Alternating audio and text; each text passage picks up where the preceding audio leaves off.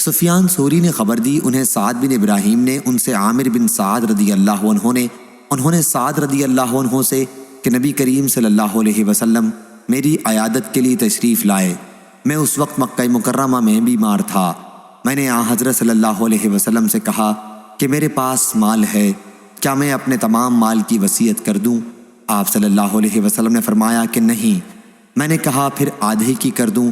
حضرت صلی اللہ علیہ وسلم نے فرمایا کہ نہیں۔ میں نے کہا پھر تہائی کی کر دوں؟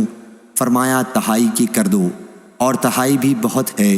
اگر تم اپنے وارثوں کو مالدار چھوڑ کر جاؤ تو یہ اس سے بہتر ہے کہ تم انہیں محتاج و تنگ دست چھوڑو کہ لوگوں کے سامنے وہ ہاتھ پھیلاتے پھریں، اور تم جب بھی خرچ کرو گے تو وہ تمہاری طرف سے صدقہ ہوگا، یہاں تک کہ اس لقمے پر بھی ثواب ملے گا جو تم اپنی بیوی کے منہ میں رکھنے کے لیے اٹھاؤ گے، اور امید ہے کہ ابھی اللہ تمہیں زندہ رکھے گا، تم سے بہت سے لوگوں کو نفع پہنچے گا اور بہت سے دوسرے کفار نقصان اٹھائیں گے۔ صحیح بخاری حدیث نمبر 5354۔